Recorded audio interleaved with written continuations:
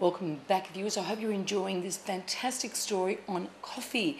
Now, Moshe, we've talked about the smaller farmers. Tell me about the co-ops and exactly how they work. Yes, the co-ops are big plants that are established either by the governments or by the farmers themselves. And they have the aim to collect all the fruit, the coffee fruit, the cherries, from all the small farmers that might not be able to process it in the right way. And they process it in very big plants with the right equipment, with the right infrastructure. It's quite expensive, but they make sure that the lots, their macro lots, the already bigger ones, are processed in a uniform way. So that the bigger corporations, rather, and the corporations that are trying to use more quantities, they can rely on consistency on the coffee. The co-ops have that role. And they can also speed up the process because they have this bigger infrastructure, and they can respond to the massive demand that we have in the world. In Australia, no one is going to accept to not have a coffee in the morning. And so these co-ops come very handy when you need a lot of volume coming through, making sure that the coffee is here on time, consistent. Because as you know, the weather can cause serious effects on the qualities. Some pests can come up and ruin crops. So what happens is these co-ops are geared up to deal with all these variations and with all these effects that have... Yeah, because for farmers, I guess it's their whole yearly takings or money earnings, so it's pretty important that all gets controlled, yes? Definitely, and what you mentioned about the year is quite correct. It's an observation that makes a lot of sense. They worry a lot about being able to respond throughout the year. The coffee seasons are not that long. So, like how long are we talking? Well, we're talking about between 3 months to 6 months. Some nations can pull it out to 9 months or so, like Brazil, but most of the nations would have a season that would be part of the year. So how do we get coffee throughout the year? That's where the co-ops come handy. They will process better, bigger, they have better warehouses to keep the coffees ready to go throughout the year and respect the contracts. Oh, there you go. Well, isn't that a great story? All right, viewers, let's go and meet Sarah and Letitia, and they're going to show us how to make some beautiful coffee biscuits. We'd like to welcome now Letitia to the show. We're actually going to be talking about the coffee cookie recipe tonight, or coffee biscuits.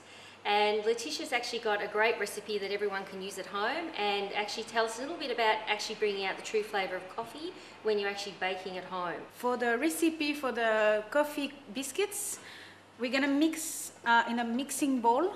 First ingredient we're going to put in is a plain flour. Our second ingredient is the sugar.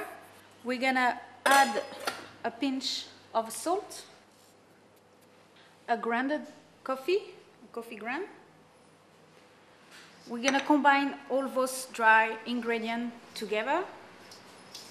Next, I'm going to add my egg yolk, and with a wooden spoon, I'm going to combine together the yolk and my dry ingredient. Once the yolk are well combined with my dry ingredient, I can add my milk and also my melted butter. The best to mix that is to use your hand.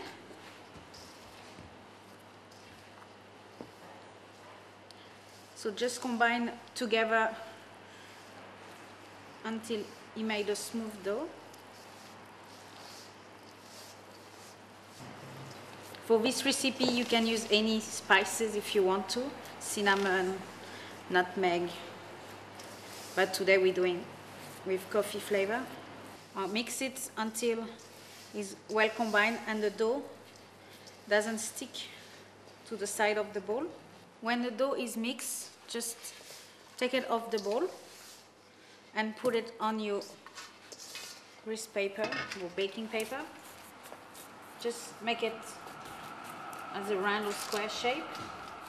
Place another baking paper on top. Press it down. Just roll it down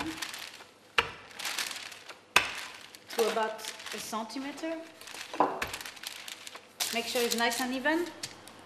I'm using a cutter, but you can use any shape you want. So just press the cutter down. And you're gonna repeat the same as you did previously. So make it to a shape of a round ball. Press it down. Get your second baking paper on top with the rolling pin. And you can keep cutting the cookies, and you can do like that until no dough left.